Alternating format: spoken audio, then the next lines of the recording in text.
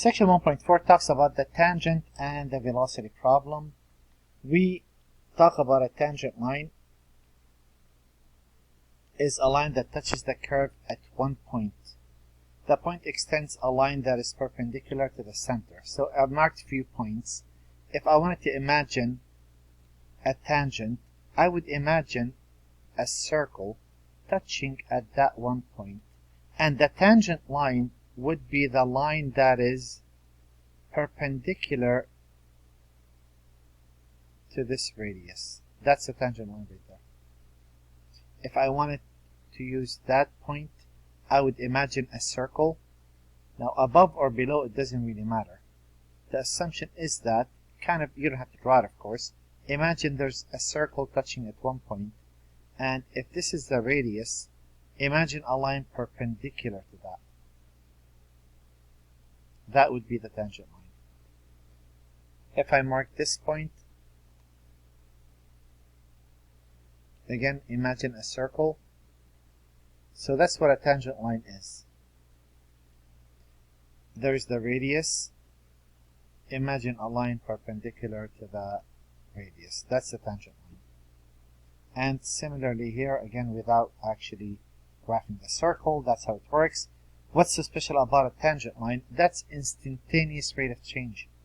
That's the rate of change at a given point. We know to find the slope given 2 points, a secant line. What a secant line is a line that intersects the graph at 2 points, kind of like those. If I was to say, what is the slope of the secant line, you would imagine a straight line passing through these 2 points. We would call this x1, y1, and we would call this x2, y2. And the slope is simply y2 minus y1 over x2 minus x1, which is the average rate of change. So, a tangent is instantaneous rate of change. A slope of a secant is an average. We need to find the slope of a tangent line, and here's the problem. Let's say we have a point right there, and we would like to find the slope of this line. The issue we have, so the goal is to find the slope of this green line. The issue is that we have 1 point. We know how to find the slope if we're given 2 points. So let's say this is A, and we're trying to find the slope of that line. What we do, we pick another point. We say, you know what, pick this other point right there. Go away from A, and add a small number. So this point is A plus H. Find the slope of the secant line, because we know how to do that. y2 minus y1 over x2 minus x1. And you might notice that, you know what, wait a minute, the slope of the green line is nowhere close to the slope of the secant line that I found. Then what we do, we say, okay, well, you know what, why don't you take that h and cut it in half? The h that we found, why don't you cut that in half? Now find the slope of the new secant line. You would notice, by cutting h in half, the slope got a lot closer to what I want versus what I had before. But it's not exact. Then what we do, we cut it in half again.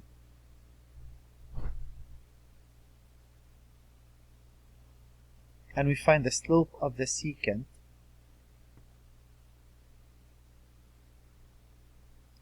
And you notice now the new line, I know it's a hard color to see.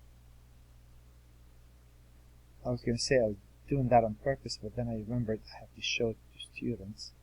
So this new line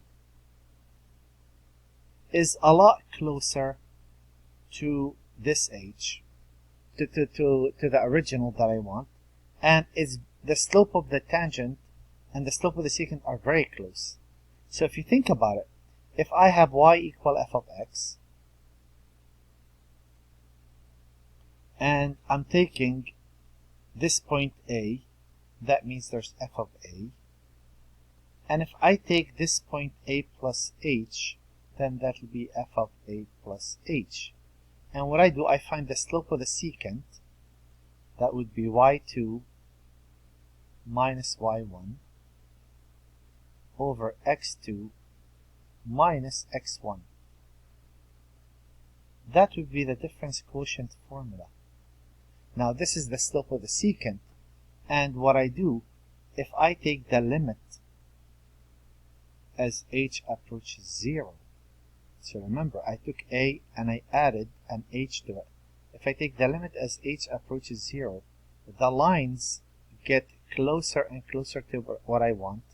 If the limit exists, I will get exactly the slope of the tangent. That's the whole theory put in a nutshell. So that's the idea. So that's what we're going to do.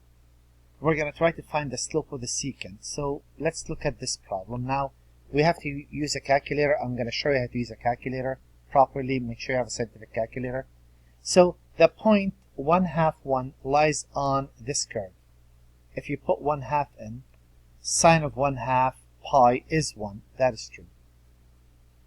If q is this point, use a calculator to find the slope of the secant, correct the 6 decimal places. Now remember, if I'm ever using trig, I must be in radian mode on my calculator. Let me tell you how this works. So, find the slope of the secant line, correct the 6 decimal places of the following x's. So, I'm going from 0.51 to 0, the sine of pi times 0. And I'm going to find the slope of the secant, which is y2 minus y1 over x2 minus x1. Then I'm going to go for x equals 0.4. So I'm going again from 0.51. That point is fixed. And I'm going to run to 0.4. When you plug that in, you're going to get the sine of 0.4 pi. And if I say, what's the slope of the secant? Wouldn't you say that's y2 minus y1 over x2 minus x1? I'm trying to get a point across. If I go to 0.49, wouldn't that be 0.51 to 0.49, the sine of 0.49 pi? And the slope of the secant would be y2 minus y1 over x2 minus x1. Do you notice what's changing? Do you notice that in every single calculation,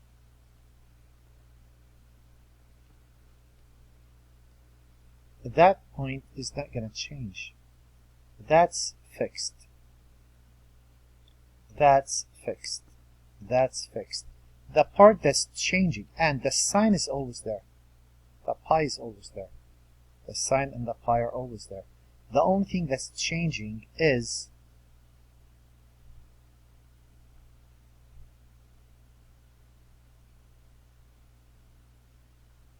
if I'm doing the same thing. Instead of doing these calculations that many times, I could use my calculator, and this is what I could do. The part that's changing, I could use answer and the sine of the answer times pi. And here's the idea. Instead of saying, well, look,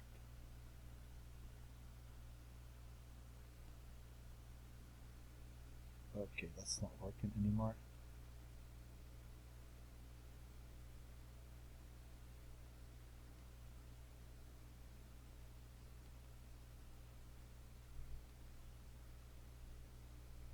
I could say, so I just went online and downloaded an emulator. So do you notice that if I go by, instead of saying let's find the sine, I am in degree mode. Let's make sure we go to the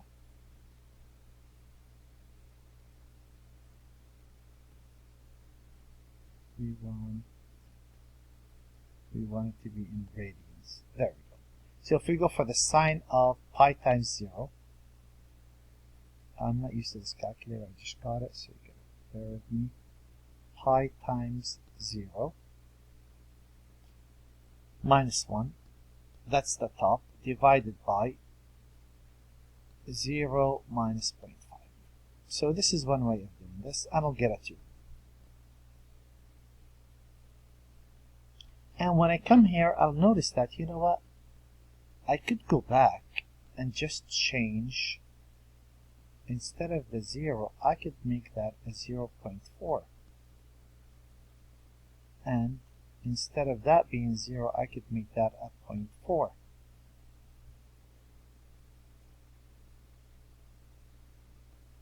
And that will be 0.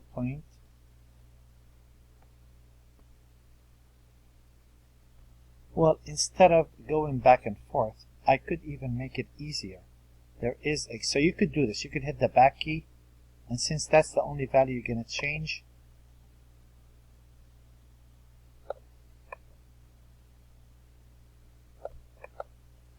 you could go ahead and let me do it one more time just to make sure. You could do this if you wish. Go back, hit the back button, and now the next one is going to be a 0.49 and a 49.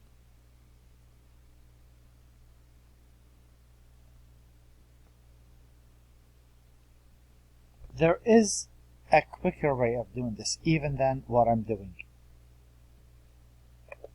and that is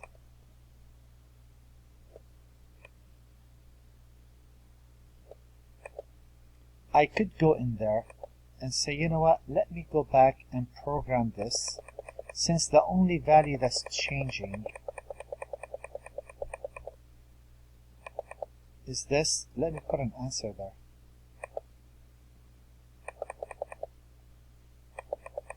Answer is like gonna be like a variable, and since that's the only value that's gonna change, I could put an answer there. Now, if I go ahead and put in, so for the first, remember there was a 0. If I put 0 enter, the calculator will store 0 in my answer. Now if I hit the upper key, it'll go back, and do you see where answer is? It just installed 0 in there. I hit equal, I'll get that too. When I want to evaluate the 0.4, all what I have to do is go for 0.4, enter. Now it stored 0.4 in my calculator, in my answer. If I hit the upper key, it will go back to the last command. In that answer now it has a 0.4. And if I hit equal, do you notice I get the same thing as the second part?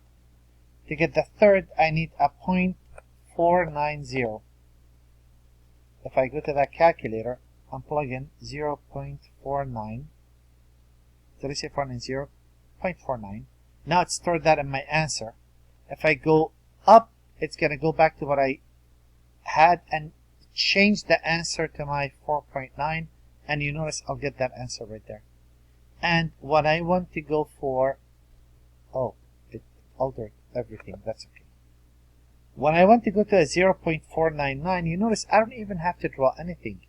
I'll say the slope of the secant is actually, all what I have to do is go in there and type in 0.499, enter. It stored that, go up and evaluate, and there's the answer. That is 0.0049. That's what that answer reads. So, can you tell what we just did? We were looking to find at the point 0.5. What we did, we picked 0, then 0.4, then 0.49, then 0.499. Isn't that taking the limit as x approaches 0.5? And if I go from the other side, now I'm going to go from 1, then to 0.6, then to 0.51. Do you see that? Isn't that a limit? Well, again, on a calculator, all what I have to do is, okay, doesn't want to move. There. All what I have to go do, put 1 in my answer, go back and evaluate that, and the answer is -2. For a 0.6, 0.6, enter, go back and evaluate.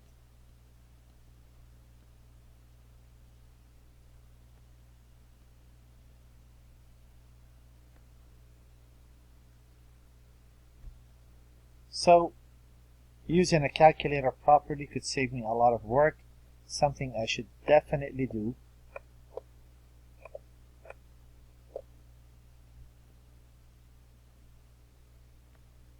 Slope of the secant, and when I take 0.51 and 0.501, so I'm getting very close to 0.5 from above.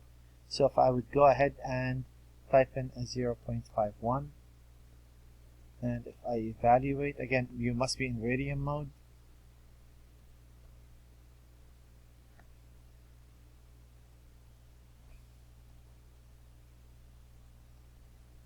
For the 0.5,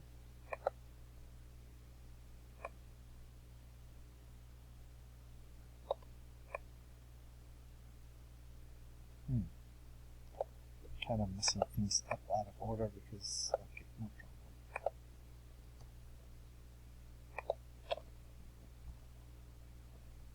Oh boy.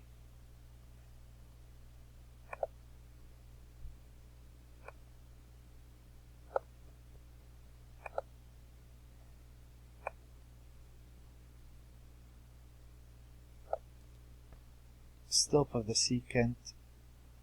Now, can you guess what's happening? This is approaching 0. This is approaching 0 as well. So if I am to go ahead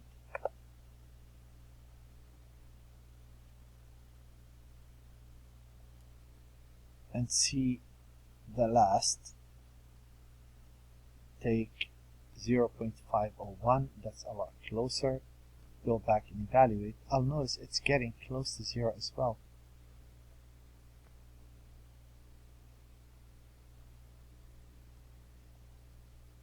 So my guess is that that limit would be 0